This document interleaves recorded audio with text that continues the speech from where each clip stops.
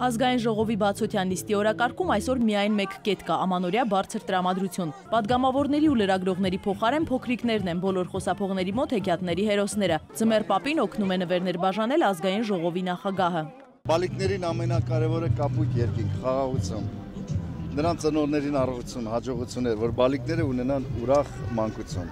Խորհրդարանի նորընտիր նախագահը այս տարի տեսել է Ձմեռ պապին ու արդեն հավատալու է նրա գոյությանը։ Պարոն Նիկոյանի աղջիկը իր լավագույն նվերը հայրիկից ստացել է նախորդ տարի։ Իմ համար ամենաարտասովոր նվերը այս տարի։ Նախորդ տարի ստացա իմ գիտարներ, որ այդքան երազում էի։ Օրակարգը հաստատված է, խորհրդարանի բակում տրամադրությունը բարձր է։ Բոլոր երեխաները ուրախանում են,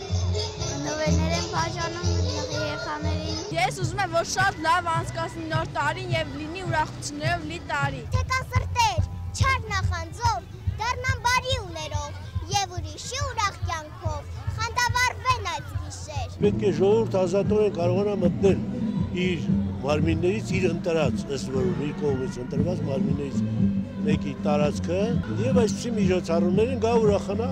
այս հրաշալի այգում, այս հրաշալի շենքի դիմաց, որը իրեն է պատկանում։ Ազգային ժողովից մի քանի մետր այն կողմ Սիրահարների այգում մթնոլորտը խիստ հայկական է։ Ձմեռ պապի փոխարեն երեխաներին է շնորհավորում Կաղանդ պապը։ Ձյունանուշի փոխարեն նրան ուղեկցում է խլվլիկը։ Ցանկանում եմ, որ ձեր օջախներում խաղաղությունը,